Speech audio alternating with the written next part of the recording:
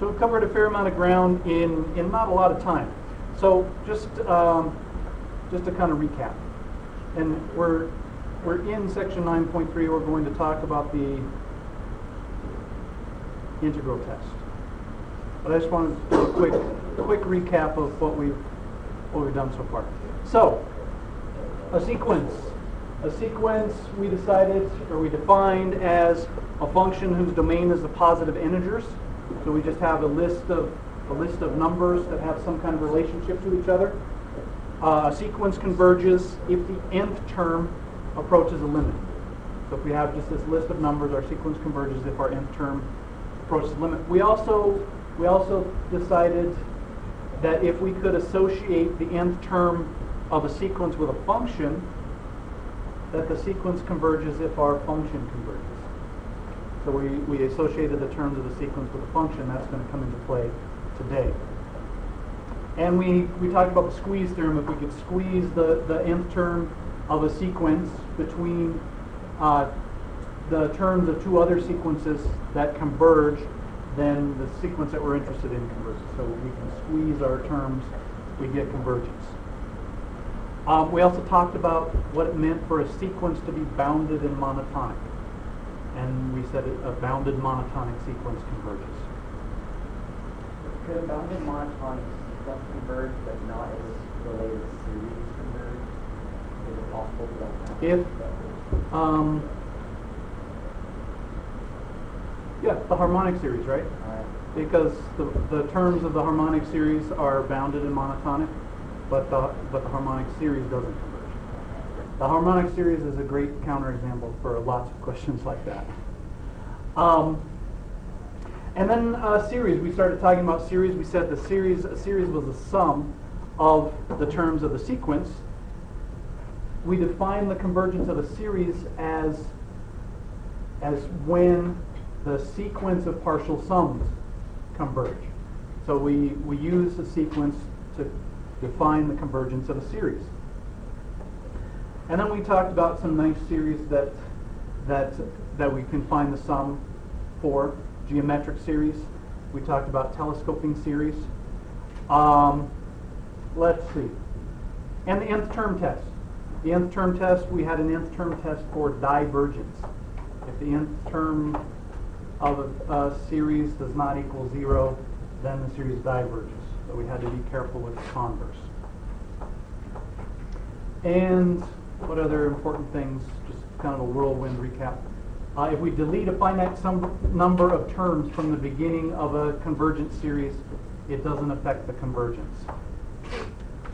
So those were kind of quickly our major topics that we've talked about so far. So let's talk about the integral test. So we'll just state what the integral test tells us. So if f is positive,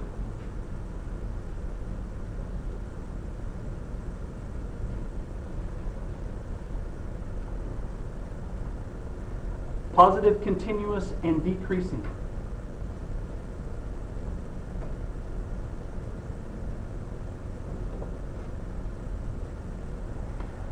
For x greater than or equal to 1, and a sub n equals f sub n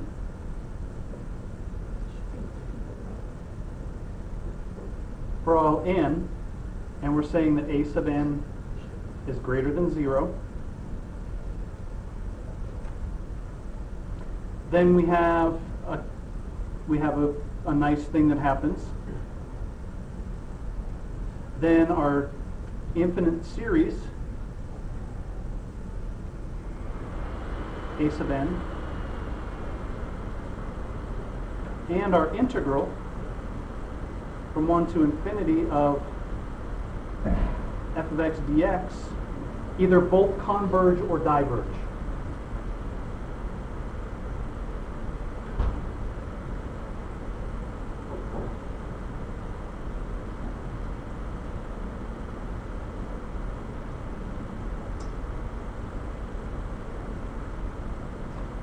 So note with the integral test that there are several conditions that have to be satisfied.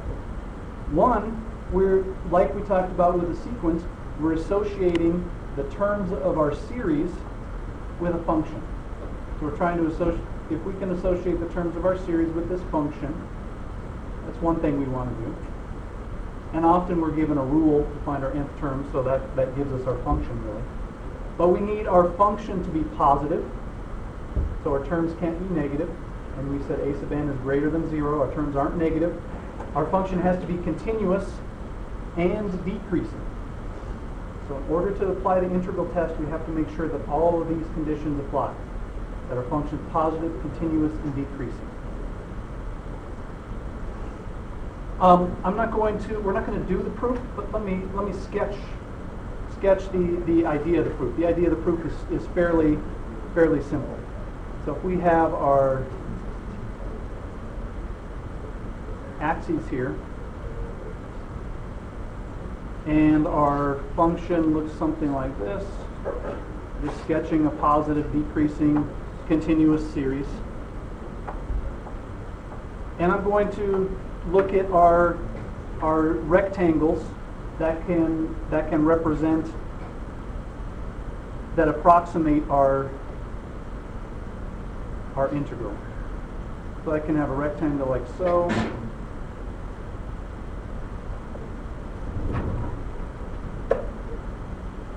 So these are the rectangles that approximate, that wasn't a very good one, that approximate our integral. And so these are the inscribed rectangles. I can also do the circumscribed rectangles. So that would be these rectangles.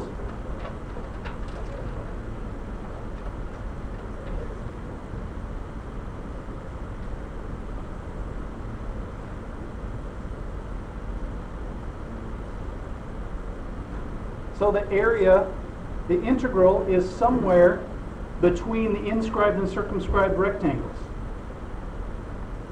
The integral puts a bound on the sum of the series.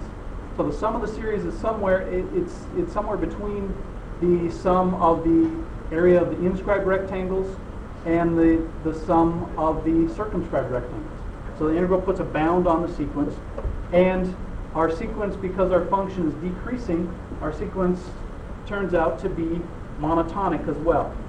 So the integral puts a bound on the sequence, and it's also, the conditions ensure that the sequence is monotonic. So the sequence of partial sums is going to be bounded and monotonic, so it will converge. If the integral diverges, then our sequence of partial sums is going to be unbounded, and our series will diverge. So this is a sketch of the proof of the integral test, as we look at the area of these circumscribed and inscribed rectangles. Does that make sense? Are you thinking about how it can approach 0 and yet still diverge? The nth term? Yeah. Well, we showed for the harmonic series, we showed that the harmonic series diverged, right? So the nth term approaching 0 doesn't guarantee, and for that particular sequence we saw that doesn't guarantee that the series, that the sum approaches 0. So it has something to do with kind of how it's approaching 0. And the harmonic series diverges extremely slowly. It doesn't grow large very rapidly. It's very, very slow. So it really has to do with, it's kind of, I kind of think of it like when we were talking about slant asymptotes. We know that the function approaches infinity as x approaches infinity, but there's a question of how it approaches infinity, and that the slant asymptote tells you something like that. And I see this as kind of a similar thing. It's how those terms are decreasing that changes how the series behaves. Okay. All right. So let's look at a couple of examples, and then we will be done. This is a short one today. So let's say we have the sum n equals 1 to infinity of 2 over 3n plus 5. And we want to decide if this converges or diverges.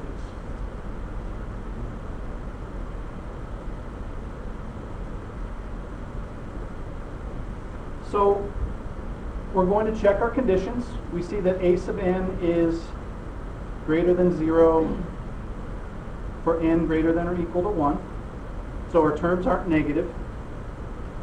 And we're going to associate this with a function. So let's write our f of x as 2 over 3x plus 5.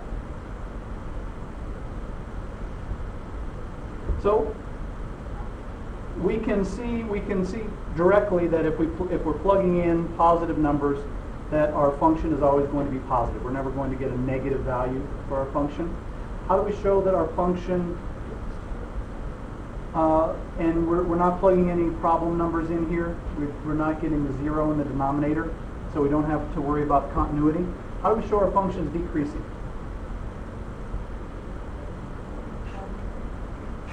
What's that?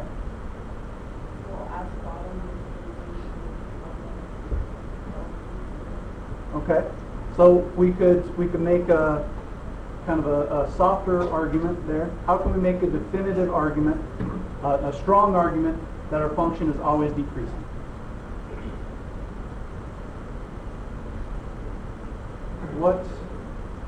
What do we know about, what does a decreasing function look like? Concave is concave up. Think about what is a decreasing function? What is that telling us about the function? It's bounded. And what did you say, Chris? The derivative is always negative. If we're decreasing, then our slope of our tangent line is always going to be negative. That's how we tell if a function is decreasing. So to make a strong argument that your function is decreasing, show that the derivative, the first derivative, is always negative. So for this function, f prime of x, if I take the derivative, I get minus 2 times 3x plus 5 to the minus 2 times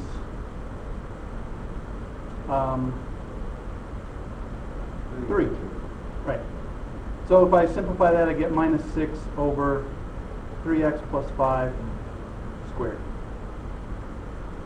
And we can see if we're plugging in positive numbers for x, that our derivative is always negative. So this is less than or equal to 0 for x greater than or equal to 1.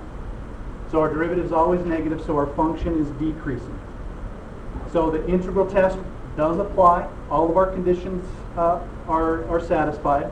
So we look at the integral from 1 to infinity of 2 over 3x plus 5 dx.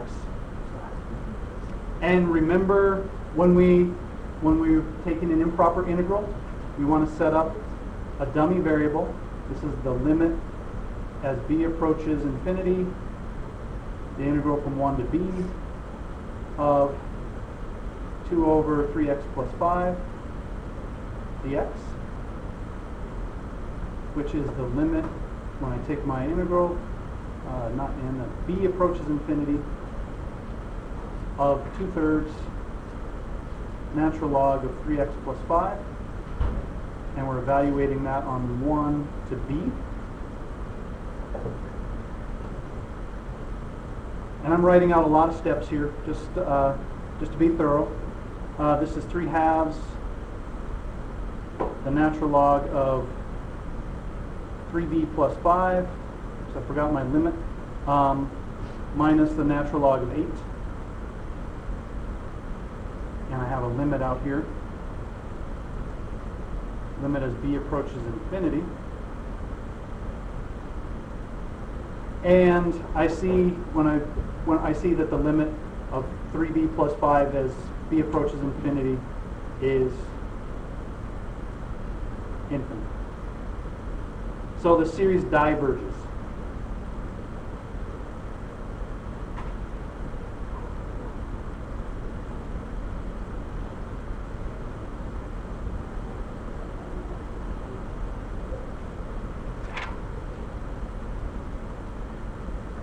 Questions on that one?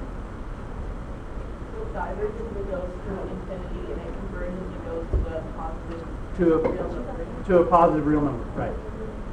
So let's look at another example, and I want to show you one thing, one instance where we need to be careful, and then we'll be done. So let's look at this example. We're looking at the sum,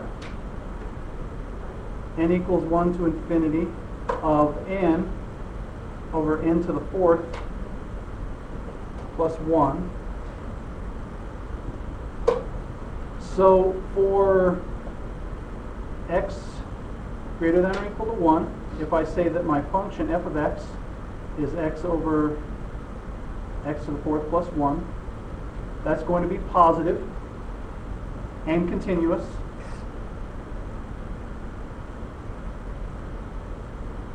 I don't have any problem values in my domain there for x greater than or equal to 1. So let's look at our derivative. F prime, if I take the derivative of this function, I end up with, I have to use the quotient rule. I get x to the fourth plus 1 minus x times 4x to the third, and I divide by x to the fourth plus 1 squared when I use my quotient rule. And if I simplify this, multiply and simplify, I end up with minus 3x to the fourth plus 1 over x to the fourth plus 1 squared. And for x greater than or equal to 1, this is going to be negative. So this is less than 0 for x greater than or equal to 1. So my integral test applies. So we're going to integrate. So we need to take the integral. I'm going to write our integral without the limit. I just want to look at the integral of this function first. So let's look at the integral of x over x to the fourth plus 1 dx. How are we going to evaluate this? Anybody? We could do trig substitution, or trig substitution would work. There you go. Let u equal x squared, du equals 2x dx, and I'm going to substitute in here. We have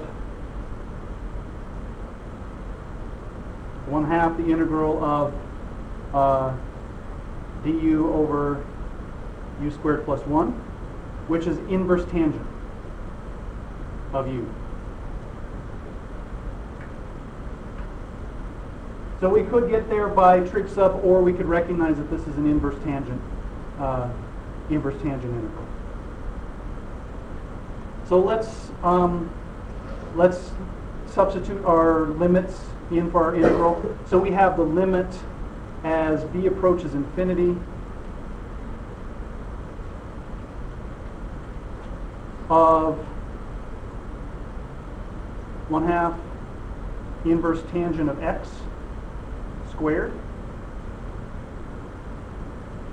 because u is x squared, and we're evaluating that on 1 to b, and that equals 1/2 the limit as b approaches infinity of the inverse tangent of b minus the inverse tangent of 1. Isn't inverse tangent defined that only is from, like, it's the lowest goes to negative pi over 2 and the highest goes to pi over 2? Right. So then b approaches negative, then it would be pi over 2.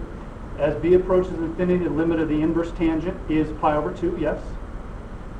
Doesn't matter that b squared. So yeah, b squared. Sorry. So I get pi over 2, and the inverse tangent of 1 is pi over 4. And this is pi over 8, which is less than infinity. So the series converges.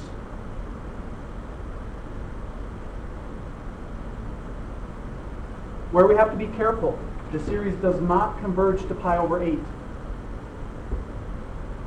So what the integral test tells us is, since this is a finite positive value, that our series converges. Our series does not converge to this value. So we can't say, oh, the series converges to pi over 8. It would be nice if it worked out that way. But this just tells us whether or not the series converges. It doesn't tell you the value to which it converges. Where does the pi times come from? The limit as b approaches infinity of the inverse tangent of b squared. So the inverse tangent of infinity, the inverse tangent function has an asymptote, a vertical asymptote at pi halves. So as b approaches infinity, the inverse tangent approaches pi halves.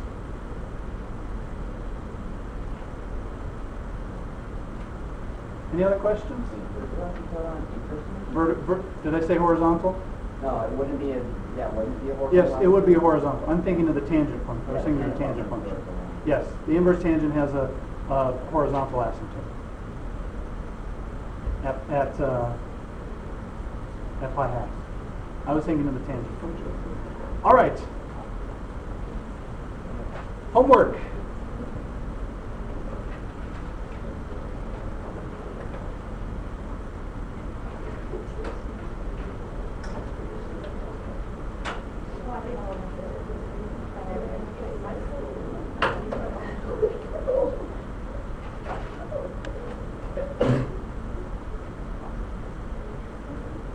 Short one today.